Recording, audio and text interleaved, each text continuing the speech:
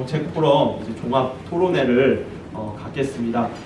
종합 토론에 있어서 먼저 오늘의 토론자 중에 한 분이신 강원대학교 백민호 교수님께서 먼저 토론에 대한 발표를 해주시고, 그 다음에 오늘의 발제자 그리고 토론자 분들께서 자리를 착석하신 후에 종합 토론회를 이끌어 나가도록 하겠습니다. 백민호 교수님 부탁드리겠습니다. 네. 예, 반갑습니다. 여기 실내니까 이 정도 목소리면 될 것 같은데, 저는 삼척에서 왔습니다. 학교도 거기에 있고요. 그래서 여기 지역입니다. 근데 이제 오늘 보니까 이제 타지라고 하니까 죄송한데, 타지. 네, 지금 강원도 아닌 지역에서 오신 분들이 계셔서 1년 됐습니다. 우리가 이제 그 산불이 재난및 안전관리기본법에 보면 27개의 재난 유형 중에서 하나입니다. 근데 이게 보통 보면은 이 산불이 강원도 지역을 중심으로 해서 굉장히 이슈가 되고 많이 발생했던 내용이기 때문에 오늘 또 심포지움의 주요 키워드 중에 하나여서 1년 전에 발생했던 내용을 여러분들한테 기억을 좀 상기하는 차원에서 잠깐 소개를 하는 것도 좋지 않겠는가. 제가 토론을 하는 그런 부분에 시간 할애는 이걸로 가름을 하겠습니다. 그래서 한번 보시는데, 여기 키워드 중에 양간지풍이란 말을 좀 썼습니다. 뒤에 이제 설명을 드릴 텐데, 양간지풍이 발생하는 시기가 이제 조금 전까지였었습니다. 그리고 그 내용을 설명하는데, 강원도 지역뿐만 아니라 산불하고 관련해서는 아카시아 꽃이 피면은 이제 산불하고 관련된 시기는 끝났다라고 할 정도로 산불의 이제 그 전환점이 되는 시기인데, 요즘은 그렇지는 않은 것 같아요. 기후 변화나 여러 가지 산림의 어떤 그 조건에 따라서. 그래서 작년에 6월달에 강원도 삼척 지역을 중심으로 해서 크게 산불이 났었습니다. 그래서 여러 가지 환경이 많이 바뀌고 있는데, 이 산불하고 관련해서 잠깐 좀 소개를 하겠습니다. 자, 여기에 이제 작년에 발생한 속초 지역 산불 도시형 화재라고 제가 좀 말을 붙였는데, 도시 지역이 피해가 많이 컸기 때문에 그래서 그런 부분으로 좀 이해를 해주시면 될 것 같고, 산불 그 자체는 대부분 인적 요인에 의해서 발생을 많이 합니다. 80% 정도가. 그리고 산불을 얘기할 때 지중화, 지표화, 수관화에서 산불의 형태에 따라서 산불의 종류를 정리를 합니다. 그래서 땅 위에 타느냐, 땅 밑에 타느냐, 입에서 타느냐, 줄기에 타느냐 해가지고 형태가 다른데, 대부분 양간지풍일 때는 바람의 속도가 엄청나기 때문에 이러한 부분들이 산불에도 영향을 미치는 부분이다. 그래서 보통 최근에 이 산불을 얘기할 때는 대체적으로 이런 형태였었습니다. 인적 요인이고 침입수 단순임이 많아서 피해가 커진다 하는 게 일반적이었는데, 최근에는 기후 변화나 이런 영향 때문에 시기나 그런 부분이 종잡을 수가 없는 그런 형태가 일반적이라고 얘기합니다. 그럼에도 불구하고 발생 추이나 그런 것들 이렇게 쭉 보면은 거의 연도에 따라 조금 차이는 있습니다만 이렇게 거의 400건 이상이 발생을 하는. 그리고 그 원인 중에서도 보면은 입실자, 실화에 의한 화재가 가장 많이 발생합니다. 그래서 이걸 줄이는 게 산불에서는 굉장히 큰 관건이고 과제인 것 같아요. 그 부분이 좀 필요한 부분이고, 계절별로 보게 되면은 봄에 발생하는 양간지풍의 시기에 발생하는 것이 58%, 60% 가까이 돼서 제일 많이 발생합니다. 그리고 겨울에 22% 정도 발생하는 것이 일반적이고요. 우리나라의 근년에 재난성 산불이 발생했던 내용을 한번 정리를 해본 겁니다. 보통 보게 되면 이 지역에 집중을 하는데, 양양 산불입니다. 2005년 4월 4일에 발생을 했습니다. 그리고 작년에 발생한 강원 산불 같은 경우도 같은 날 4월 4일에 발생됐죠. 그래서 시기가 유사한 시기에 이 지역, 강원도 지역을 중심으로 해서 집중적으로 발생하는 것을 볼 수가 있습니다. 고성, 양양, 그다음에 동해안 산불, 그다음에 강원 산불에서 이렇게 발생하는 것을 볼 수가 있고요. 여기에 이제 중심에 양간지풍이라고 하는 바람이 있습니다. 그래서 우리 언론에서도 요즘은 많이 이제 얘기를 해서 그런데, 양양과 간성 사이에서 분다 이렇게 얘기하는데, 양강지풍이라는 말도 씁니다. 양양과 강릉 사이. 근데 이제 강릉이라고 해도 강릉은 아니고 삼척 밑에까지도 다 포함을 합니다. 그래서 이 바람이 부는데, 양강지풍 통고지설에서 양양과 강릉은 바람이 많이 불고 청천이나 고성은 눈이 많이 내린다 해서 과거부터 이 얘기들이 쭉 내려오고 있습니다. 경험적으로 그러니까 우리는 이 지역은 산불을 경험을 하면서 얘기를 하고 있는데, 그 사례 중에서도 보면 아까 우리 김연아 박사도 얘기했지만은 과거에 우리 발생했던 사례들이 굉장히 많이 있습니다. 지금 왕조실록에도 보면은 4월 4일에 영동 지역에 산불이 났다. 그것도 12건이나 발생을 했다. 성종 20년에 200채 이상이 탔다. 낙산사가 소실됐다 하는 얘기들이 있는데 그 내용을 좀 더 디테일하게 들어가보면 중종 19년에도 보면 4월 4일에 발생했습니다. 양양 작년에 발생한 거 4월 4일. 그리고 현종 13년에도 4월 5일에 발생했습니다. 그래서 그 전후로 해서가 양간지풍이 굉장히 불고 서풍이 발생하는 시기이기 때문에 과거부터 계속 이 지역은 산불에 의한 피해가 반복적으로 발생을 했다는 것을 확인할 수가 있습니다. 자, 이거는 양간지풍하고 관련해서 이제 일부 언론에서는 팬현상 그런 얘기를 하는데 이거는 좀 잠깐 팬현상은 아니고요. 양간지풍의 고유의 명칭을 써서 우리가 그 대책을 하거나 용어를 쓸 필요가 있을 것 같아요. 그래서 대체적으로 이 강원도 지역 태백 산맥, 그러니까 백두대간을 중심으로 해서 발생하는 현상 중에 역전층이 발생하는 것이 이제 특이현상이 하나입니다. 이게 소풍에 의해서 발생하는데 100m 올라갈 때마다 내려올 때마다 온도의 하강과 상승이 일어나는데 그러한 부분들이 여기에서 여러 가지 바람을 일으키는 현상으로 나타나는 그런 부분입니다. 그래서 양간지풍이 대체적으로 팬 현상은 동해에서 바람이 불어와서 백두대간에 부딪히면서 많은 강수량과 눈을 내리게 하는데 요거는 양간지풍의 시기에는 서쪽에서 불어옵니다. 그래서 이게 굉장히 많은 바람을 동반을 하면서 급격하게 내려가는데 이게 공학적으로 하면 활강풍 내지는 물딤 현상이라고 얘기를 합니다. 그러니까 그걸 우리가 가장 일반적으로 보는 게 큰 댐에서 물을 갑자기 방류를 하면은 물이 지표면에 닿는 곳에 수위가 갑자기 올라가는 현상이라고 해요. 여러 가지 거기에서 현상이 발생을 하는데 그런 부분들이 요 지역에서 이제 발생을 하는 그런 거죠. 그래서 그러한 부분들의 문제를 일반적으로 얘기합니다. 이게 양간지풍에 의한 바람입니다. 이게 양양 산불 때 시뮬레이션입니다. 참고로 기온입니다. 기온도 급격하게 올라가면서 여기에서 문제가 발생하는 거. 습도, 건조해집니다. 그래서 여러 가지 산불에 영향을 미치는 요소인데 그 중에서 하나 영상물을 좀 보겠습니다. 이게 산불을 얘기하는 게 굉장히 좀 유용한 것 같아요. 어둠 속에서 강한 섬광이 번쩍이더니 작년 4월 4일입니다. 처음 발생한 장소입니다. 근데 그것보다는 이 시기에 바람에 의해서 우리가 비화, 불똥이 어떻게 움직이는가를 한번 그 당시의 상황을 좀 보겠습니다. 그 바람이 얼마나 센지 거기서 그 전선 하나에서 불꽃이 튀면서 이게 바람이 그냥 타고 넘어간 거야. 너무너무 놀란 거예요. 막 가슴이 쿵짝쿵짝 뛰고. 최초 발화 지점에서 발생한 불꽃들은 도깨비불이 되어 강한 바람을 타고 날아다닙니다. 1시간 반쯤 뒤 발화 지점에서 7.9km 떨어진 복지회관 앞 도로. 마치 뱀이 휘감아 돌듯이 불꽃이 강풍을 따라 흐르고 있습니다. 초속 30m 넘는 거센 바람에 할머니는 대피는커녕 한 발자국 내딛기도 힘듭니다. 바로 옆까지 불길이 다가오는데도 오도 가도 못한 채 간신히 나무를 붙잡고 버티던 할머니는 다른 주민의 부축을 받고서야 겨우 불길을 피합니다. 비슷한 시각, 인근 교차로에도 불꽃이 휘날립니다. 마치 한방눈이 내리듯 흩날리던 불꽃은 잠시 뒤 곳곳에서 불길로 솟구쳐 오릅니다. CCTV 화면의 명암이 바뀌는 건 주변이 불타며 밝아진 걸 낮으로 인식했기 때문입니다. 차량들은 불길이 번지기 전 교차로를 빠져나가려 안간힘을 씁니다. 화재 발생 2시간 뒤 발화 지점에서 8.2km 떨어진 또 다른 교차로 도로. 불길이 바람을 타고 강한 화염을 일으키는 모습이 마치 전쟁터 같습니다. 불이 불덩어리 막 날라오는 게 그냥 완전히 새빨겠어. 새빨겠어 그냥. 고성군을 지나 불길이 속초 시내까지 확산된 밤 10시쯤. 바람을 따라 집어삼킬 듯 커져가는 거대한 불기둥 사이로 가족들이 허겁지겁 차에 올라탑니다. 필사에 탈출을 한 주민들은 대피소에 도착해서도 마음을 놓지 못합니다. 지방 떨려서 걸은 걷기도 그래 떨려서 이번 채로 기약 나왔지.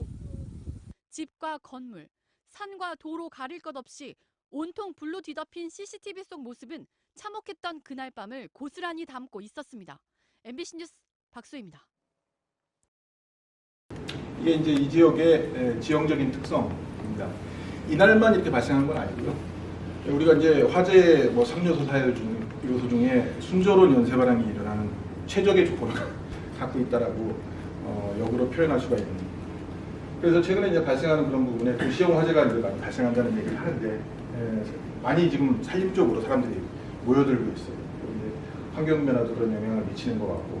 그래서 한번 산불이 발생하면은 이 시기 특히 유사 유형의 산불이 유사한 시기에 계속적으로 반복적으로 발생을 하는데 그 부분은 우리 답이 명확하거든요. 그래서 그 대책을 어떻게 세우느냐 하는 그런 부분들이 이제 고민스러운 부분인데 대응 방안으로 뭐 연소 차단이나 여러 가지 내용들을 얘기를 합니다. 이게 이제 공학적 베이스에서 이제 제시기 때문에 그렇습니다만 일부 여기 양강지풍의 대상 지역 같은 경우는 불연화 대책은 꼭 좀 필요하지 않느냐 하는 그런 생각을 합니다. 그 대책에 여러 가지 이제 방법이 있을 수 있는데 그건 시간 관계상 오늘은 좀 넘어가고 요 지역의 삶으로 해서 얻어지는 여러 가지 자연적인 혜택이나 경관도 있지만은 또 유사 시기에 발생할 수 있는 그 재난에 대해서 지역 주민이 어떤 식으로 대응할 것인가 좀 깊이 고민할 필요가 있다라고 생각을 합니다. 그래서 이걸 좀 넘어가고요. 그래서 그 시기에 피해가 발생한 지역을 좀 위성상으로 좀 떨어뜨린 내용이고 피해가 드론으로 찍은 겁니다. 다 이렇게 색깔이 변한 부분이 다 피해가 발생한 지역입니다. 내부. 요거는 이제 망상 지역, 동해 지역의 피해인데 이 지역도 지금 다 산에 있는 나무들이 이제 다 정리가 돼서 피해가 발생한 망상 해수욕장 지역입니다. 그래서 1년 전에 지금 사람의 기억이 참 대단한 것 같아요. 늘 지나다니고 피해가 있었던 지역을 저도 가면서도 이게 그 당시 산불로 심각했던 지역인데 하면서도 그 기억이 좀 약해지는 걸 보면 그래서 이런 심포지움이나 그런 것들이 다시 한번 그 회상을 기억하게 하고 대책을 논의하는 그런 거에 굉장히 의미가 있지 않나 생각을 합니다. 하나 같은 날에 발생했던 건 2004년에도 발생을 했습니다. 4월 4일 날짜도 같습니다. 근데 이것도 보게 되면은 화일이라고 하는 지역에서 1차 산불이 발생을 해서 이 지역이 탔습니다. 그러고 나서 진화를 선언을 했는데 산불이 이게 쉽게 꺼지질 않아서 2차 산불로 확산되면서 우리가 알고 있는 낙산사까지 소실이 된 그런 내용인데 이 당시 잠깐 낙산사 여러 가지 피해가 있었습니다만 선조 여기도 보면은 원성왕 2년에 화재로 인해서 사찰 대부분이 탔다. 그 다음에 정조 1년에도 화재로 인해서 원통 보존을 제외한 전 당호가 탔다. 시기가 비슷합니다. 이게 과거 역사적으로도 양간지풍이 불던 시기에 큰 화재가 계속 있었던 것을 볼 수 있습니다. 2005년에 50년에 낙산사가 탔다가 복원을 해서 2005년에 또 화재로 인해서 소실돼요. 그 당시에 사진입니다. 기억에도 새롭습니다만 지금 이제 다 복구가 됐습니다. 근데 이제 과거의 어떤 분위기나 그런 부분은 좀 별로 느낄 수가 없고요. 화재 이후에 이제 여러 가지 의식 조사를 한 부분에서 가장 피해 지역의 주민이나 관계자들이 요구한 것 중에 하나가 이런 산불에 의해서 주민 대응부터 시작해서 우리가 지금 대응 체계를 다시 한번 짚어보자 하는 얘기들을 얘기를 많이 하고 있었습니다. 그래서 1차, 2차의 조사에 이어서 보게 되면은 경제적인 영향이 굉장히 컸고 장비 구축이 필요하다. 그래서 지역 주민과의 관계를 굉장히 강조하는 내용들이 의식조사에서 많이 나왔던 그런 부분이어서 우리가 답을 찾는 그런 부분에 구조적으로 뭔가 시설을 만드는 것, 그 다음에 이런 대응을 하거나 전문적으로 활동을 하는 시민조직을 만드는 것, 관계기관의 전문성, 뭐 여러 가지가 시각이 있을 수 있는데 그러한 부분들을 이 지역에는 일정 기간만이라도 굉장히 레벨업을 시킬 필요가 있다라는 것이 이제 이 산불 기간에 산불이라는 그런 재난을 대응하는 부분에서는 중요한 키워드가 되지 않나 하는 그런 생각을 합니다. 그래서 여기까지 말씀을 드리고 저는 마무리를 하겠습니다.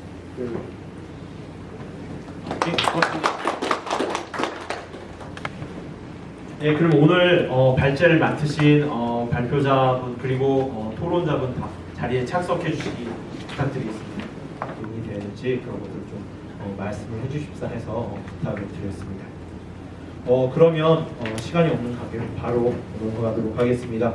먼저 인천대학교 박동아 교수님께 토론을 마이크를 들어보도록 하겠습니다. 5분 강의 먼저 잘 들었다는 말씀 먼저 감사의 말씀 드리고요. 자장께서 어떻게 제가 오늘 토론하는 거의 그 내용을 어떻게 아셨는지 제가 그 말씀드리고 싶은 건 지금 약간 개념적이고 서론적인 내용인데요. 그걸 좀 말씀드리고 싶습니다. 그 아까 예방, 대비, 대응, 복구 뭐 이런 식으로 말씀하셨는데요.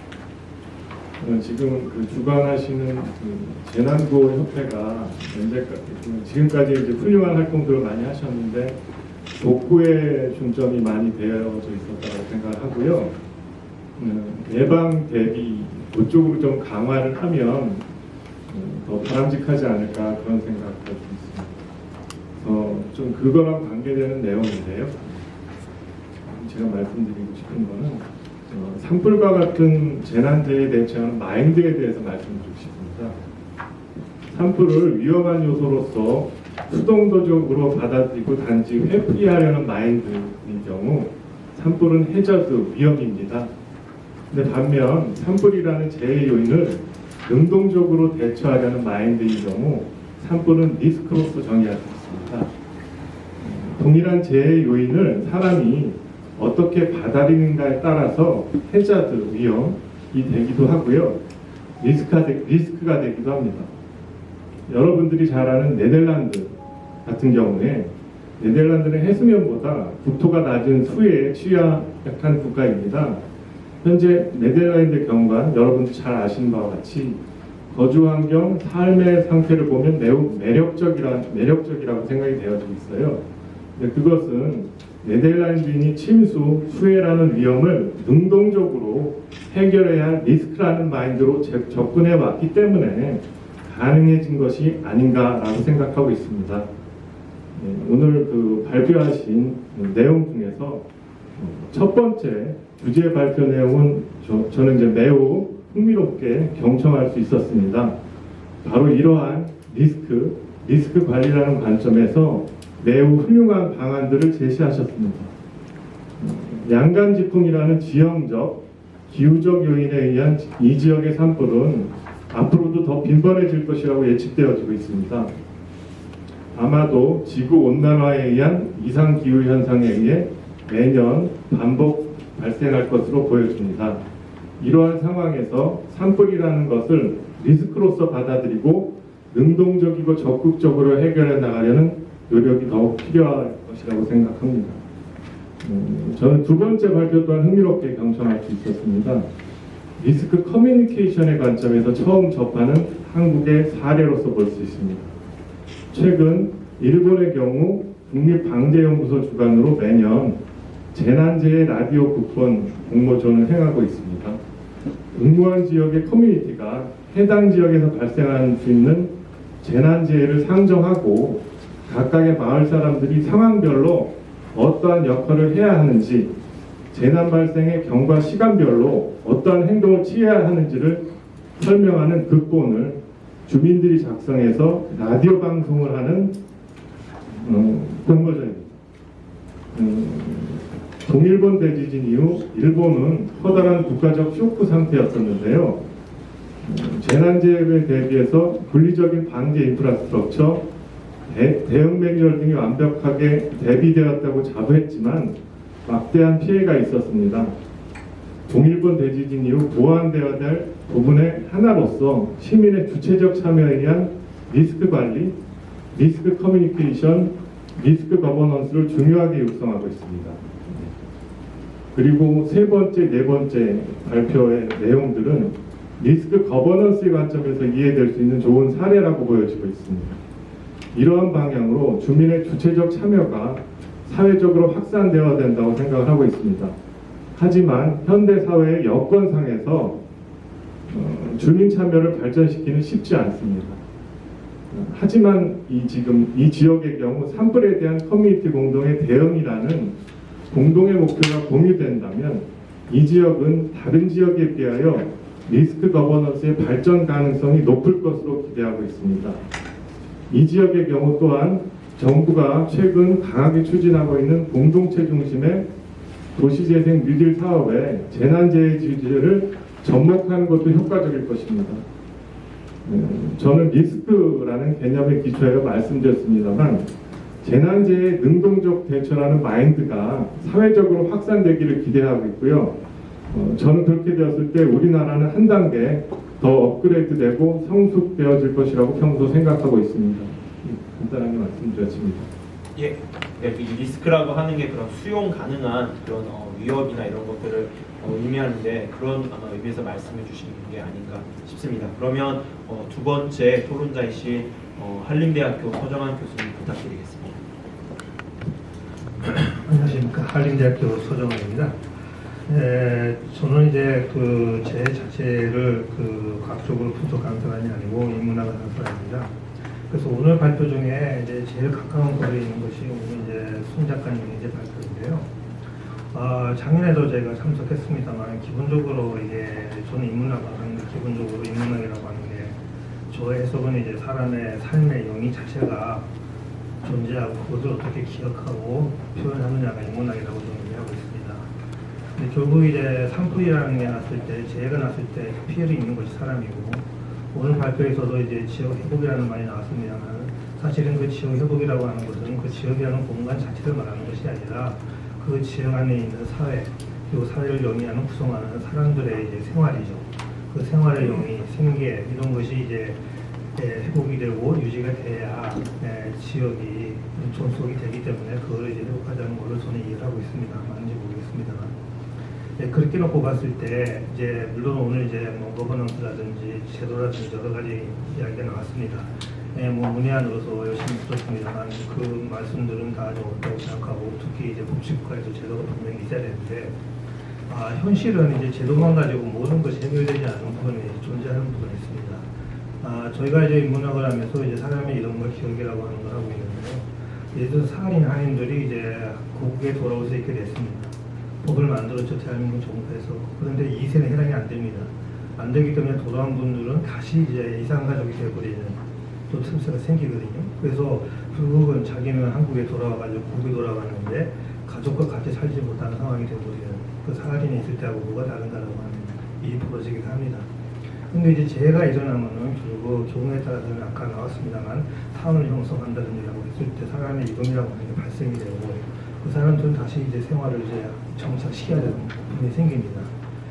네, 근데 사실은 이제 모두에서 이제 김경란 선생님이 발표하셨지만은 뭐 일본 같은 경우도 지진이 쭉 왔고 요 근래 얘기 아니고 아까 저번 시에도 나왔습니다만은 일본 같은 경우도 뭐 중세 고대에서도 지진이 계속 일어났습니다. 그러다 보니까 이제 진재 문학이라고 지진에 의한 재해 일어나는 문학이라고 하는 장르까지 생길 정도인데 김 박사님 말씀하신 것처럼 아무래도 지진이라는 거 아니면 산불 재해라는 거하고 우리가 더불어 살아야 되고 그 점은 이제 코로나도 지금 마찬가지고 예전에는 없던 뭐 사스니 무슨 메르스니 생기면서 자꾸 이제 감염증이 생기는데 코로나가 아마 정착이 되더라도 뭐 더한 거 비슷한 게 또 생길 수 있는 여지가 있는 거죠.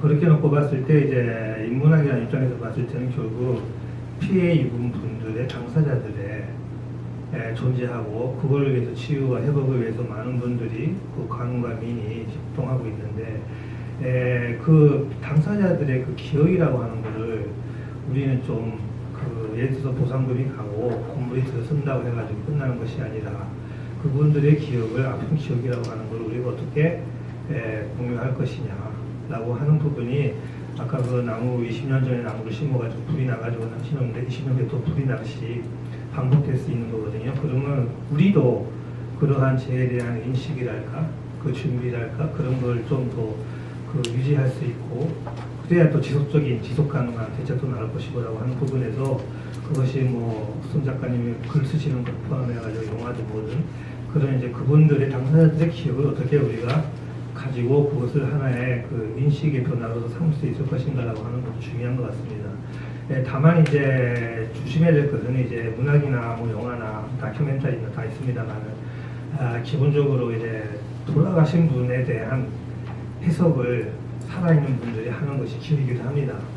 그 부분에 대해서는 우리가 조심해야 되고 우리도 살아남는 또는 이제 재해를 입으신 당사자분들의 여러 가지 심정을 있는 그대로 남겨두기도 해서 제도나 법이 그 뭐랄까요 커버할 수 없는 틈새에 대해서 민간의 그 노력이 수행이 됨으로 해서 사회가 그 좀 안정적으로 유지가 되고 또 회복이 되고 하지 않는가라고 생각을 하고 있습니다.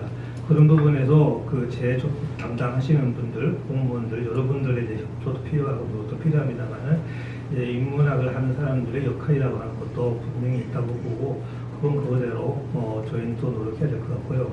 또 하나 걱정이 되는 건 아까 코로나가 나왔습니다만은 대면을 깊이 해야 되는 그런 상황과 재해가 동시에 일어났을 때 우리는 앞으로 어떻게 해야 될 것인가라고 하는 것도 미리미리 좀 준비를 하는, 그러니까 메르스에서 학습을 해가지고 지금 저희가 잘하고 있는 것처럼 일본 같은 경우는 자기들이 지금 선진국인 줄 알고 있었거든요. 알고 있었는데 코로나가 와보니까 일본 국민들이 이 후진국 아니냐라고 하는 지금 자기가 빠져 있는데 제도가 갖춰져 있다고 해가지고 모든 게 되는 게 아닌 것처럼 결국 이제 사람들의 마인드, 인식이라는 게 중요하기 때문에 그런 부분도 뭐 전공하시는 분, 강연하시는 분들, 그 다음에 인문학 하시는 분들 해가지고 양쪽이 한꺼번에 왔을 때 어떡할 것이냐. 그러면 대면을 할 수 없고 한데 둘이 낳고 그러나 코로나가 유행하고 있고라고 하는 상황도 우리가 상정해서 좀 준비할 수 있으면은 메르스 같은 일에 겪어서 지금 코로나가 왔습니다만 사실은 메르스 때 더 잘했으면 더 좋았던 것처럼 결국 피해자를 줄이고 사회를 유지하고라고 하는 점에서 각자가 좀 분야별로 역할이 있다고 생각하고 저희는 저희대로 하고 또 재해 전공하시는 분들은 또 많은 또 구체적인 전문적인 노력을 했으면 좋겠다는 그런 이제 공부해야겠다, 열심히 해야겠다는 생각을 들으면서 오늘 발표를 듣고 있었습니다. 재난에 대한 경험, 기억들이 이제 공유돼야 되고 제도만으로 되지 않는 것들이 있기 때문에 그런 점도 저희가 잘 보여서 마련해보려고 말씀해 주셨습니다. 예, 고맙습니다. 그러면 백석대 조민상 교수님 부탁드리겠습니다. 예, 백석대학교 조민상입니다. 저는 앞서 해주신 내용들을 다 보면서 우선은 지역 회복 관련된 부분에서 생각을 좀 해봤는데요. 특히 아까 이창길 교수님께서 말씀해 주셨던 것, 특히 이 협력적 거버넌스 관련되어 있는 부분에 대해서 저도 많이 공감을 하고 느껴보고 있습니다. 각각의 기능과 역할을 전제로 해서 실질적인 그 협력이 이루어져야 된다라고 하는 거에 대해서 저도 많이 생각이 들었고요. 특히 이것을 달성하기 위해서는 각각의 그런 역량 그리고 사실 담당할 수 있는 그런 그 영역 이런 것들을 면밀하게 분석을 하는 것, 즉 현재 상태에 대한 그런 판단 그리고 파악 이런 것이 굉장히 중요하다고 생각을 하는데요. 특히 아까 제가 굉장히 느낌이 확 저한테 왔던 것은 뭐냐면 공개하지 않는 부분들 있잖아요. 즉 약간 투명성이 보장되지 않은 상태에서 저희가 어떤 부분에 대해서는 약간 좀 대응하는 부분에 있어서 혹은 예방하는 부분에 있어서 문제가 될 수 있는 소지들이 굉장히 많이 있거든요. 근데 그럼에도 불구하고 우리는 아직까지 투명해야 된다, 공개하고 정보 공개 등등등 다 이루어져야 된다라고 하지만 사실 그런 부분에서도 아직은 저희가 미흡한 점이 많지 않나라는 생각을 하고 있습니다. 그리고 이제 저희가 이번 그 포럼에도 지역 회복이라는 말이 들어가 있지만 저는 이제 경찰 범죄 이쪽을 같이 안전 쪽 관련돼서 이제 그쪽으로 많이 접근을 하고 있는데요. 사실 가장 문제되는 것이라고 볼 수 있는 게 어느 수준까지 이 회복에 대한 부분도 어느 수준까지 저희가 설정을 하고 접근을 해야 되는 것인가, 이거에 대해서도 저희가 이런 자리를 통해서도 한번 생각을 해봐야 될 필요성이 있다고 보거든요. 특히 저희가 회복이라고 하는 개념을 자꾸 찾다 보면은 어디로 들어가게 되냐면 원상 회복이라는 말로 이렇게 연결이 되더라고요. 그런데 이 지역에서 산불도 그렇고 산불도 그렇고 재난도 그렇고 그런 것을 피해를 당한 분들 입장에서는 자기들이 피해자로서의 그 트라우마 이런 것도 있기 때문에 과연 어느 정도까지 내가 회복이 돼야 되는가 기대 수준이 다 다르거든요. 그러면 저희 지금 제협 같은 경우에도 보면 이제 의연금으로 해서 지원도 해주고 등등 여러 가지 지원 정책 이런 것도 프로그램도 있지만 사실 그것에 대해서 직면하는 분들은 나한테 그야말로 어느 정도까지 당신들이 해줄 수 있어 이런 식으로 약간 좀 자칫 오해 아닌 그런 부분도 생길 수 있고, 또 제가 전에 이 비슷한 데에서 직접 그 현장에서 활동하신 분들을 통해서 얘기를 들었던 것 중에 하나가 뭐냐면 동일한 산불임에도 불구하고 시기에 따라서 그분들한테 지원하는 부분이나 이런 것들이 달라지기 때문에 또는 지역에 따라서 다르고 그래서 예를 들어 그런 거라고 하더라고요. 어떤 주민은 아니 지난번에 이 사건 비슷한 상황을 겪은 분들은 얼마 받았는데 왜 우리는 이거밖에 안 주냐. 근데 이것이 저희가 지원을 잘못했다라는 것이 아니라 이 기준이나 이런 부분이 명확치 않다 보니까 문제가 좀 발생되는 것 같고요. 특히 어떤 것으로 되냐면 나중에 제가 이제 연구하는 부분인데요. 이게 갈등이랑 연결이 되더라고요. 지역 갈등도 마찬가지고. 그래서 지역 주민, 뭐 여러 가지 갈등 요소가 되기 때문에 이 회복이나 지원에 대해서도 이제는 그 기준을 설정하는 부분 이런 것도 좀 논의를 해야 될 것 같습니다. 특히 지역 같은 경우는 연령이나 뭐 산업 특성 이런 것들이 다르기 때문에 그런 특성을 좀 고려해야 될 것 같다라는 생각이 들었고요. 그리고 이 민관 혹은 민민 파트너십 형성하는 부분도 이제 저희가 계속 논의가 되고 있잖아요. 방금 그 서정 교수님께서 말씀해 주셨던 부분이라고 저는 생각이 같은데 이번 코로나 사건 터지면서 사실 일본 하면은 무슨 재난 이런 부분에서 굉장히 선진국이다라는 평가를 사실 저희도 했지 않습니까? 그리고 재난이나 이런 부분에서 발생을 하게 되면 해외의 사례를 토대로 우리나라에 적용을 해야 된다 이런 논리를 굉장히 많이 펼쳤어요. 근데 실제 이번에 이 사태를 돌이켜 보면 사실 우리가 과연 이런 부분에서 후진국이나 우리가 부족한 부분들이 이렇게 너무 격차 큰가라고 하는 부분에서 사실 이제 다 퀘스천 마크도 생기고 우리도 이런 거는 잘하네. 그리고 우리가 믿었던 소위 해외 선진 등등 잘 돼 있다고 얘기했던 그런 부분들도 이런 사람들도 이런 나라들도 이런 문제가 있구나라는 게 사실 면밀하게 어떻게 보면 보여지는 또 하나의 그런 사건이 된다라고 저는 보거든요. 계기가 될 수도 있고. 그래서 저는 여기서 생각하는 게 뭐냐면 이런 그 앞서 그 이창규 씨 또 말씀하셨던 건데 분산된 지역에서 재난 정보를 포괄적으로 재해석하는 부분 이런 것도 이제는 저희가 좀 더 체계적으로 접근해야 될 거라고 보거든요. 그래서 해당 지역에서의 어떤 인식이나 이런 부분 그리고 미흡한 점이 있을 경우에 혹은 이것을 저희가 재평가를 통해서 새로 보완을 했을 때 이것을 어떻게 보면 그 지역의 모델 혹은 그야말로 뭐 한국형 모델이라고 해야 되나요? 그러니까 저희만의 하나의 모델로 이제 저희도 갖고 계속 가다듬는 그런 것도 필요하다고 봅니다. 그리고 여기 제협같이 사실 그런 기관에서도 보면 경험적인 지식이나 노하우가 상당히 많이 있거든요. 근데 이것을 이제 다른 기관이나 혹은 정부도 마찬가지고 지자체도 마찬가지고 서로 공유할 수 있는 것은 공유하고 발전시켜서 좀 실효성 있는 그런 부분으로 접근돼야 되는 것이 많이 필요하다고 보고요.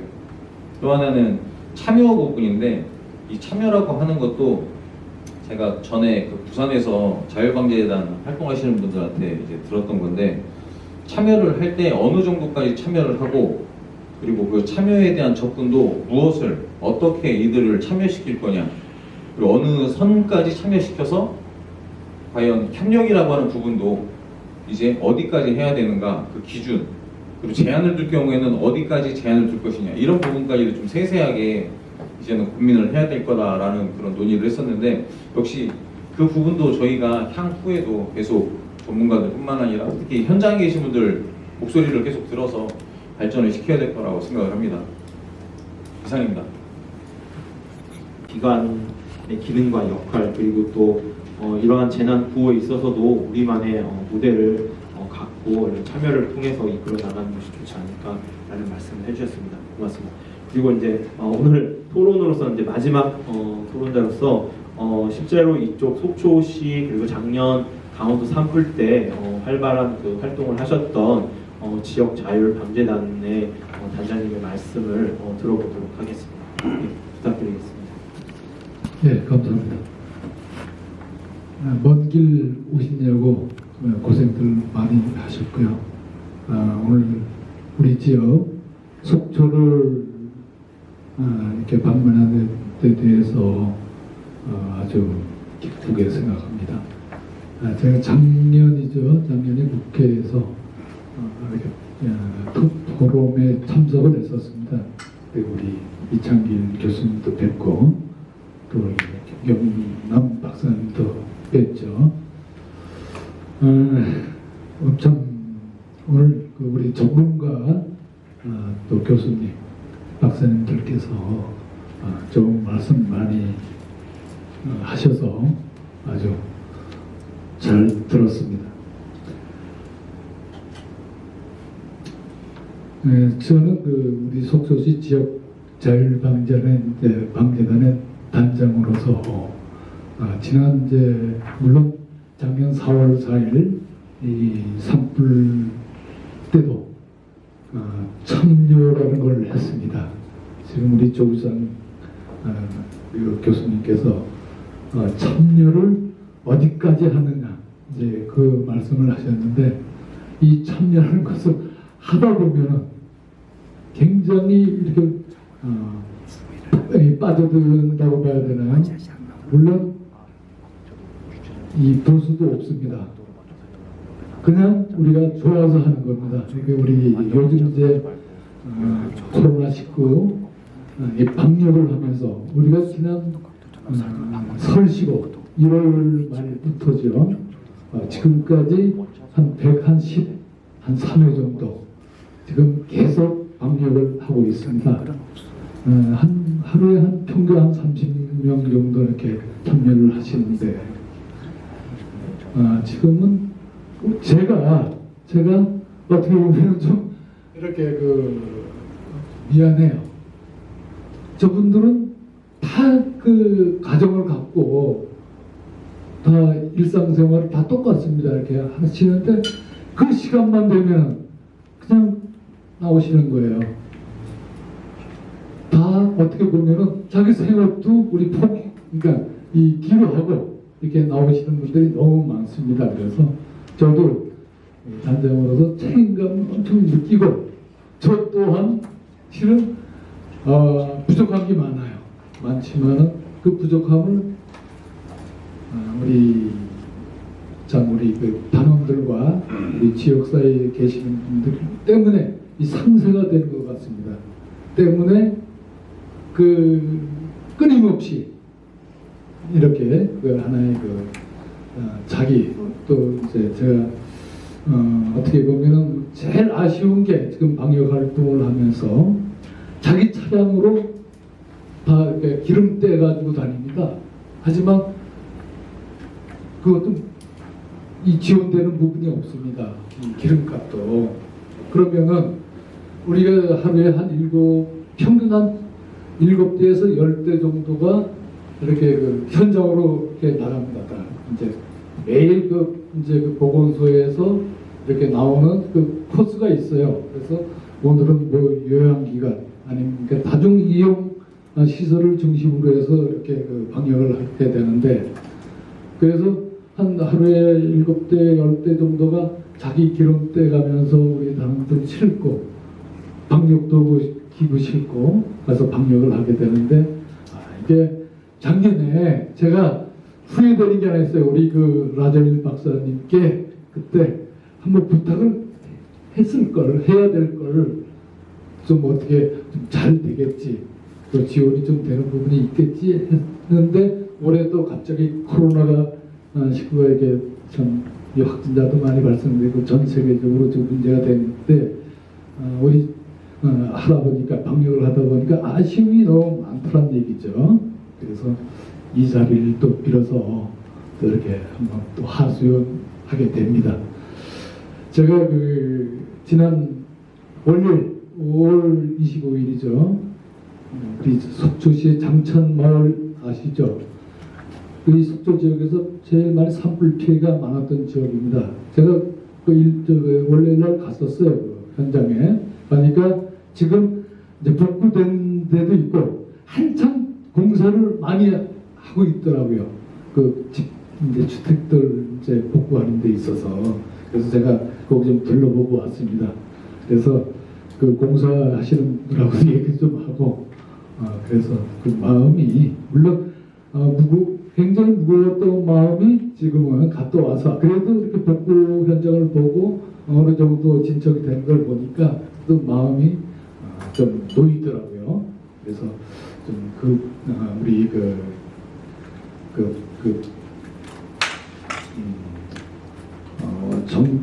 우리 저는 그래요. 이게 제구협회보다도 우리 나정일 박사 이렇게 먼저 생각이 이렇게 듭니다. 그래서 그만큼 작년부터 산불 이제 이후에 복구에 또 지원에 많이 이렇게 좀 해주시는 우리 나정일 박사님을 이 자리에서 우리 여러분들, 물론 우리 전문가 교수님, 박사님들하고 같이 박수 한번 쳐드리고 싶어요.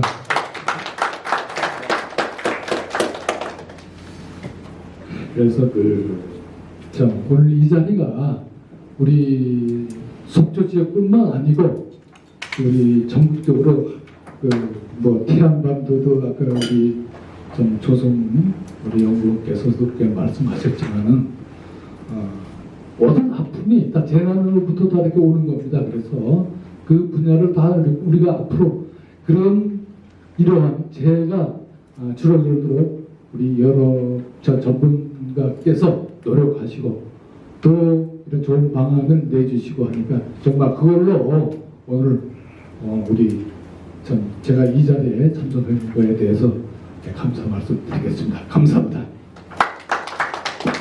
네, 맞습니다. 그리고 재난가루 방제를 위해서 이렇게 고생을 해주셨고 지금도 이런 방역을 위해서 벌써 거의 100일 가까이 하고 있다고 제가 들었습니다. 그래서 정말로 존경과 또 감사의 마음을 전하고 싶습니다. 저희 발제하신 발제 순서대로 마이크를 넘기겠습니다. 예, 먼저 김경란 박사님. 제가 산불 이후에 회복이라는 것이 어떻게 되어지는가에 대한 총괄적 느낌하고 제 주장 짧게 한번 말씀을 드려보겠습니다. 대략 경험적으로 회복 그것은 생각보다 많이 되었습니다. 회복의 과정이 너무 거칠었습니다. 일부 투쟁이라는 부분도 있었거든요. 그 다음에 회복 그것은 아직도 좀 더 마무리되어야 할 부분이 있습니다. 그것에 해당되는 것 첫 번째 보선과 관련된 갈등은 아직도 진행 중 이렇게 생각이 되어지고요. 그 다음에 하도의 복구가 쭉 있는데요. 이것도 사실은 주민의 의견이 좀 더 반영이 되어져서 발전적으로 복구되어지고 그것이 회복이 되어져야 된다 이렇게 생각이 되어지고요. 제 주장으로는 여기 이제 연구자들이 많이 오셨는데요. 저도 마찬가지입니다. 그리고 나머지 네 분도 마찬가지였고 토론자들도 마찬가지고 사회학적, 인문학적 접근이 이 회복에 꼭 필요하다. 그래서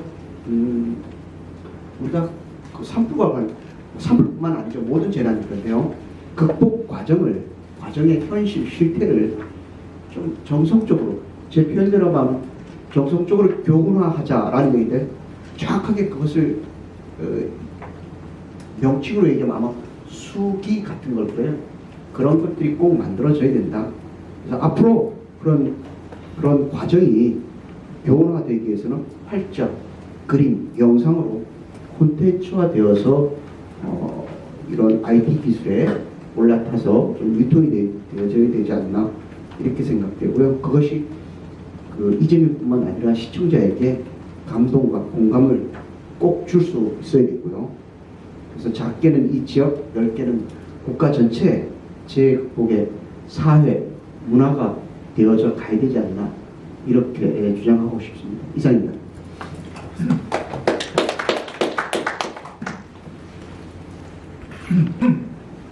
아침에 여기 오기 전과 오고 난 후가 되게 달라졌습니다. 코로나 이전과 코로나 이후에 대해서 사람들이 많이 얘기를 하는데 어떤 계기가 생기면 사람들은 그 계기로 인해서 충분히 마음속에 변화의 조짐들이 나타나는데 바로 이 포럼이 그런 면에서 저에게도 또 많은 변화를 주었다고 생각을 합니다. 여러 다른 선생님들의 발표 그리고 토론자 선생님들의 조언 여러 가지 지점을 잘 찾아주셔서 배운 점이 많았습니다. 이것으로 인해서 저는 더 다른 생각을 해볼 수 있는 계기가 되었는데 모든 재난이나 사고가 일어나는 이유 중에 하나는 저는 생명에 대한 배려가 없기 때문이라고 생각을 합니다. 천재지변은 어쩔 수 없겠지만 인간이 만들어내는 재앙 중에 산불만큼 최악의 경우는 없는 것 같은데 만약에 여기서 생명에 대한 조금의 마음, 사상이 있다면 그런 일을 함부로 일으키지는 않겠죠. 제가 예전에 읽은 동화가 있는데 권정생 선생님이 쓰신 그 그 엄마 까투리라는 작품이 있습니다. 거기 보면 산불이 나서 새 까투리 그러니까 병아리 있죠. 꽁의 병아리. 그걸 지키기 위해서 이 엄마가 날아올랐다가 못 나갔다가 또 계속 그 새끼를 보호하기 위해서 하다가 나중에 결국 엄마 까투리가 죽어서 나중에 사람이 가서 엄마 까투리를 붙였더니만 밑에 병아리가 남아있는 거예요. 꽁의 병아리가. 그래서 그 병아리를 살린 그 엄마의 마음, 저는 이 마음 같은 것이 우리 인간들에게 조금이라도 있다면 이 회복의 노력에 더 많은 도움이 되지 않을까 그런 생각을 합니다. 문학 작품은 이렇게 사람을 바꿉니다. 거기까지 그 영역별로 다 다를 텐데 여러 선생님들의 전문 영역에서 그런 것들이 필요하고 인문학자는 또 인문학자 나름대로의 조사, 분석이 필요할 거고 글 쓰는 사람은 거기에 맞는 또 다른 변형이 있어야 될 것입니다. 이 모든 포럼에서의 여러 가지 발표와 조언들이 저에게 이런 힘을 주었다는 점에서 오늘 이 자리에 되게 감사했습니다. 감사합니다. 간단하게 말씀드리겠습니다. 박동환 교수님 말씀 중에서 재난지회 도시재생 미술 사업에 대해서 정말 그런 사업들이 같이 좀 이루어졌으면 좋겠다라는 생각이 들었고요. 또 서정환 교수님 말씀에서 기억이라는 단어가 저한테 많이 좀 생각을 하게 했는데요. 기억 속의 사회나 삶이나 생계 이러한 부분에 있어서의 회복 연구도 같이 좀 이루어졌으면 좋겠다라는 생각을 했고 또 한 가지 말씀하셨을 때 재난이 두 가지가 동시에 했을 때 저는 할 때 코로나 산불하고 말씀하셨는데 미세먼지하고 코로나랑 아니면 코로나랑 메르스랑 이렇게 여러 가지 생각이 들더라고요. 그랬을 때 우리가 어떻게 대처를 해야 되는지 라는 거에 대해서 좀 고민을 해야 될 것 같다. 사실 코로나를 예측하지 못했지만은 재난에 대해서는 예측 불가능성이 굉장히 힘든 부분에 재난의 성격이 있지만은 그 이전의 지자체들은 대지열병이나 다른 부분에 있어서의 또 고난의 시기를 겪었고 거기에 대한 교육 훈련도 하고 대비를 했는데 우리가 예측하지 못한 코로나가 또 발생하고 그 전에는 미세먼지에 대해서 재난사태 선포에 대해서 고민을 많이 했는데 지금 이제 감염병에 대해서 미세먼지와 감염병에 대해서는 전부 다 사회재난으로 다 명시되어 있지만은 그래서 우리가 이제 예측 불가능성이 있으니까 이런 부분에서도 좀 대비를 여러 가지 국가적 차원에서 해야 되지 않을까 생각을 했고요. 또 백명호 교수님 얘기하신 거에 양강직분 두 가지 그런 거에 기술적인 측면에서도 한번 저도 지역의 특성에 맞는 재난 유형에 대해서 한번 우리가 다 같이 한번 생각을 해봐야 되지 않겠느냐. 산불도 있고 풍수해도 있고 사실 미세먼지 같은 경우도 충청도 지역에 많은 부분도 있고 지진 같은 경우에도 어떤 지질 부족 그런 것도 있고 해서 그런 것들에 대해서 우리도 전반적인 재난에 대한 우리도 그런 분석된 정보를 갖고 있어야 되지 않을까라는 생각을 했습니다. 이번에 또 아래 지역에서 지진이 예측하지 못한 지진이 계속 났잖아요. 거기 어디죠? 그 부분에 있어서도 지금 이제 지질조사 때문에 전남인가요? 경남인가요? 전남 쪽에. 그래서 거기도 이제 저희가 예측하지 못했는데 지질 구조를 이제 지금 봐야 되는 부분이 있으니까 여러 가지 부분에서의 지역 특성을 반영된 그런 부분들을 우리 연구자분들이 같이 한번 고민을 해야 되지 않을까 생각을 했고요. 또 양선 단장님 말씀하신 것 중에 지금 이제 복구를 많이 하고 있잖아요. 복구하고 있는 데에 우리가 지금 고민하는 지역 자체의 공동체 중심의 어떠한 성장의 키가 될 수 있는 그런 공간적인 요소들이 같이 반영돼서 그런 복구가 같이 이루어졌으면 좋겠다라는 생각을 했고 마지막으로 조민상 교수님 말씀하신 거에서 어느 정도까지 회복돼야 되는가 참 고민이 저도 그런 부분이 고민인 것 같아요. 그런 것들이 어떠한 개인의 가치적인 판단이 들어갈 수가 있고 사실 그런데 그걸 하면서 어떤 생각이 또 다른 게 들어오냐면은 우리는 왜 정치적 판단에 의해서 많은 것들을 이렇게 결정을 해야 되는지에 대해서 사실 지금 보상이나 지원이나 이런 부분들도 법령에는 재난사태 선포나 특별재난 지역이 됐을 경우 또 재난에서 그런 부분들 기준이 인명이나 재산에 대해서 막대한 피해를 줄 경우 그럼 그게 어느 정도죠? 라는 부분에 있어서 그런 부분에 있어서 아직도 모호하고 추상적이고 정치적 판단에 의해서 재정 지원이든 어떤 부분이든 그런 쏠림 현상도 일어나고 반영되지 않는 그런 문제점들이 있기 때문에 그런 부분들도 그럼 어떻게 회복해야 되는가와 함께 어떠한 문제점들을 갖고 있는 것에 대해서 어떻게 지원할 수 있는 부분들을 지역의 특성에 맞도록 유연성 있게 법제도 제도를 바꾸고 그걸 통해서 지역 특성에 맞는 또 재난 유형에 맞는 회복의 단계, 회복의 수준 그런 부분들도 우리가 같이 이렇게 종합적으로 우리가 선제적 대응, 선순환적 대응 이런 얘기를 많이 하잖아요. 그런 측면에서 다가가서 회복되어야 되는 것들과 우리가 할 수 있는 것들, 구체적인 유연성 확보들 이런 것들을 복합적으로 한번 봤으면 좋겠다 이런 생각이 들었습니다. 이상입니다. 마지막인 것 같은데요. 쭉 겪어보거나 아니면 경험해보거나 많은 분들이 연구해 보실 때 재난이 항상 기준점이 되는 거는 우리가 해결할 수 있는 범주를 넘어서는 게 재난인 거잖아요. 우리가 통제할 수 있는 범위나 관리할 수 있는 범위나 그걸 넘어섰으니까 사실은 재난인 건데 그렇게 된다면 지금의 가지고 있는 능력 가지고 해결할 수 없는 것이 된다. 그것은 개인에게든 지역에든 국가든 결국은 해결하거나 대응하거나 하기 위해서 필요한 거는 나중에 남는 것은 그럼 연대밖에는 없는 것 같습니다. 그래서 지금 양세혁 단장님 말씀해 주신 것 중에 여기에서 피해를 입고 살고 계시는 분, 그 안에서 복구도 해보고 대응도 해보신 분의 사실은 말씀 한마디 한마디가 물적인 것, 인적인 것의 종합체인 것 같아서 그 말씀을 빗대서 좀 드리자면 어쨌든 재난이 발생했을 때 피해를 복구하고 지역을 회복시키기 위해서 봉사하시는 분들의 경우는 정말 유전자가 따로 있나라는 생각이 들 정도로 희생적인 활동들을 보여주시고 그것이 평상시에도 늘 그렇게 이어지는 것 같아서 사실 가장 큰 희망이 거기에 있다라고 생각이 들고요. 역설적으로 또한 지금 이제 통상 지자체든 정부 부처에서도 이야기할 때 지원을 그분들한테 얼마나 해줘야 되느냐라고 자꾸만 이제 개입을 하려고 하는 것 같다는 느낌을 많이 받습니다. 민간의 봉사를 좀 어떻게 보면 민간이 할 수 있는 영역으로 좀 놨으면 좋겠다라는 생각도 좀 듭니다. 그리고 반드시 이제 어떤 지원이라는 게 금전적으로 이루어졌을 때 그게 그 아름다움을 극대화시킬 수 있느냐에 대해서도 근본적으로 좀 고민이 필요한 것 같아서 반드시 이제 어떤 지원을 해주는 게 물적인 지원이 그 단체의 활동을 지속적으로 할 수 있는데 도움이 되지 못한다면은 오히려 저해시키는 게 되는 것 같아서 좀 이제는 민간이 그만한 역량이 돼가고 있다는 걸 좀 믿어줬으면 좋겠다 이런 생각이 좀 들고요. 마지막으로는 연대의 연속선상에 있는 것 같은데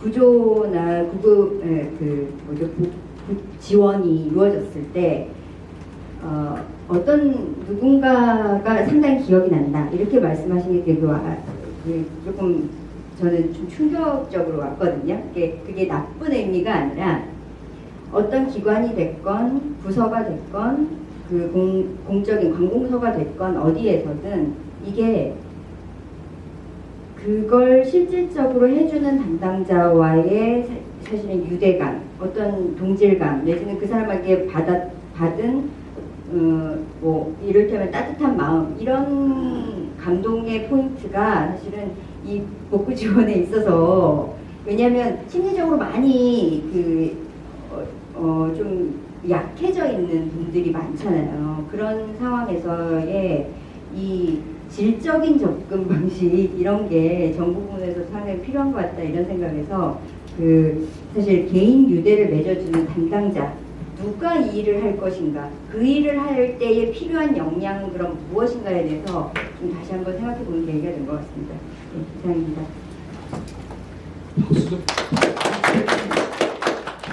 전에 그러니까 제가 작년에 포럼에 갔을 때 보니까 자동차 회사 이런 간부 분이 오셨더라고요. 그래서 제가 우리 아까 한 하루에 7대 내지 10대가 자기 이제 자가용 차량으로 이렇게 다니는 게 실은 좀 뭐합니다 그게. 그래서 스타렉스 같은 거 그때 제가 후회하는 게 좀 아쉬운 부분이 그때 제가 좀 이렇게 그 자리에서 좀 말씀을 드렸으면은 아마 지금쯤 우리가 그 자기 차량 이용 안 하고 그런 승합차 타고 쭉 이렇게 배달하면 됩니다. 이렇게 각 요소마다 장소마다 배분해서 그러면은 좀 더 용이하게 방역을 하지 않았겠는가 이렇게 생각이 들고요. 그리고 아까 이창길 교수님께서 신뢰를 바탕으로 한 거버넌스를 말씀하실 때 그때 그게 그런 관계, 리레이션이라고 그러죠. 그런 관계가 확고히 됐을 때는 뭔가 이렇게 좀 제대로 우리 봉사자들을 위한 봉사가 좀 정립이 되지 않겠는가 이런 측면에서 말씀드렸습니다. 감사합니다. 예, 그러면 맞습니다. 예, 질문 있으시죠? 네, 질문 있습니다. 예, 그러면 먼저 질문. 지금 오늘 발표 잘 들었고요. 저는 이제 재난 극복에 있어서 두 가지 정도 질문을 드리고 싶은데 오늘 몬 토론에서 보면 어떤 제가 고민했던 부분에 접근하면서도 좀 묵과는 이런 부분이 있는데 재난 극복이 좀 더 물리적 회복 뭐 이런 중심으로 가 있고 보상 로저가 있는데 저는 그것을 좀 더 뛰어넘어 개인의 이제 앞으로 이제 21세기는 심리적 트라우마라든가 인간의 정기적 문제까지도 재난의 마지막 회복 여기 가 있어야 되는 게 아니다 라는 질문 하나를 했으면 좋겠고 답변을 했으면 좋겠고요. 두 번째 이제 그 개인의 보상 문제는 사실 개인의 보상 끝나잖아요. 저는 그것이 아니라 재난으로 인해서 공동체가 파괴되고 힘들었을 때 그 공동체 회복하기 위해서 복구하는 기금은 없다는 거죠. 잘. 예를 들면 1970년도 원주에서는 큰 수해가 났을 때 그 돈이 갔을 때 원주에서는 그 기금을 가지고 발견 신협을 만들었고 신협을 통해서 지금 그 원주는 굉장히 공동체가 활성화된 지역으로 이제 이야기되고 있잖아요. 이런 것처럼 재난기금에 개인적 보상도 해주지만 그 지역의 공동체가 함께 같이 만들어가는 거기에 공동체 기업이라든가 아니면 아까 이제 경제 이야기 나오긴 했는데 일자리 이야기 나오는데 그런 것들을 함께 하는 걸로 같이 좀 만들어주면 오히려 이런 재난과 보상 때문에 싸웠던 어떤 그 파괴된 공동체를 회복하는 과정으로 그런 것들을 만드는 이 두 가지 지점이 재난에서 미래 재난에서는 좀 그런 대응이 필요하지 않나 라는 이야기를 함께 마지막으로는 오늘 이런 이야기 됐던 것들이 보면 굉장히 사후적으로 사회적으로 공유돼 갖고 이런 것들이 재발생되기 때 다시 좀 이렇게 뭐랄까 좀 더 많은 사람들이 알아보고 대응을 들어갈 수 있는 이런 사후적 대응과 공유하기 사후적 결과를 가지고 사회적으로 공유하는 이런 과정들이 필요하지 않나 라는 생각이 듭니다. 감사합니다. 예, 아유 좋으신 말씀 감사합니다. 저 죄송한데 소속과 성함을 좀 알려주시면. 인천대학교 인천학연구원에서 왔습니다. 예. 상임연구원 남승균입니다. 예, 고맙습니다. 예, 말씀하신 대로 그것들이 정말 실천적인 방안으로 또 이어지고 말씀하신 대로 그런 물리적인 회복뿐만 아니라 오늘 김경란 박사님도 말씀하셨지만 그런 정성적인 부분까지 다 포함해서 이루어지기를 저희도 간절히 바라고 있습니다. 제가 잠깐 좀 말씀을 드리면 오늘 아까 그 조성 박사님도 그런 이제 태안 쪽 관련된 걸 말씀을 드렸지만 사실 이게 자연 재난과 또 사회 재난일 때가 굉장히 좀 어려운 것 같습니다. 저희 개인적으로는. 왜냐하면 사회 재난의 경우에는 구상권을 청구할 그런 대상이 있기 때문에 보상이나 배상 이런 개념이 들어가지만 사실 오늘 조금 말씀드렸던 이런 의원금이나 그러니까 사회 재난 같은 기부금이라고 하지만 기부금은 보상금이 아니고 그 재난을 당한 거에 대한 위로금인데 아직까지는 좀 그것도 보상의 차원에서 좀 접근하고 계신 분들이 아직은 좀 많지 않나 해서 그것들이 말씀하신 대로 방금 말씀하신 대로 그런 위로금이나 그런 쪽으로 하면 얼마든지 지역 전체를 위한 회복을 위한 돈으로도 그런 재원으로도 쓰일 수 있는데 그런 것들이 좀 안 되고 있어서 좀 안타깝지 않나 해서 앞으로 저희가 오늘 모인 것도 그러한 것들을 좀 한 발 한 발 첫 발을 내딛는 자리가 아닌가 생각을 합니다. 그래서 이창희 교수님께서 굉장히 그 지금 법상으로도 여러 가지 지원 기관들이 지원을 받을 수 있음에도 불구하고 지원을 못 받고 있는 그런 현실에 좀 안타까움도 말씀을 해주셨는데 저도 정말 그걸 공감을 하는데 예를 들어서 행안부에서 발간을 하고 있는 제9호 계획 수립 지침을 보면 민간의 물품이 우선적으로 들어오면 정부나 그러니까 지자체가 가지고 있는 걸 지양하라고 하는 그런 게 들어가 있습니다. 그러면 사실 바꿔서 이야기하면 우선 들어오든 나중에 들어오든 민간 걸 먼저 쓰고 지자체 걸 안 써도 되는 식의 그렇게 비춰질 수도 있기 때문에 그러한 것들을 좀 앞으로도 계속 좀 말씀해 주시고 좀 지적해 주시면 정말 감사하다고 생각을 합니다. 의외로 이번에 그러니까 코로나19 같은 경우에는 그 아산과 진천에 우한 교민분들이 들어오셨을 때 필요했던 그런 자가격리자 물품이 물론 그 시설은 국가 시설이었지만 사실 그분들이 사용하는 생활용품이나 이런 것들이 민간의 그러니까 저희 제9협회에서 준비 비축되어 있던 물품이 들어갔습니다. 국가 예산으로 그걸 할 예산이 없다는 그런 명목하에 그래서 사실 그것도 저희가 코로나용으로 받아놓은 게 아니라 다른 기업이 다른 재난을 위해서 비축해 놨던 걸 저희가 그 기업에 사정을 하고 허락을 받아서 지원을 할 수 있게 되었거든요. 그래서 이런 것들을 좀 물꼬를 오늘 말씀하신 것들 갖고 좀 틀 수 있지 않나라는 생각도 가졌습니다. 뭐 얘기가 길어지게 되면 좀 다 싫어하실 테니까 오늘 정말 살아있는 이야기들 그리고 또 여러 가지 제도적인 이야기 그리고 제도에 못 미치고 있는 그런 틈새까지도 다 잘 말씀을 해주셔서 저희가 이런 말씀들을 하나하나 다시 또 곱씹어보고 또 더욱더 이런 제도적인 측면 그리고 그런 민간 기관으로서 더욱더 지원할 수 있는 측면까지 생각을 해서 이게 포럼이 오늘은 또 끝이 아니고 앞으로도 또 계속 지속적으로 이어지게 되면 그때는 실제로 이 강원도 산불 지역에 저희가 할 수 있는 사업 같은 것들을 이제 실제로 하면서 다시 또 이런 포럼을 좀 할 수 있지 않을까 생각됩니다. 예, 그럼 오늘 저희가 지역 회복을 위한 정책 포럼을 이것으로서 마치겠습니다. 모든 발제자, 토론자 여러분 감사드립니다. 고맙습니다.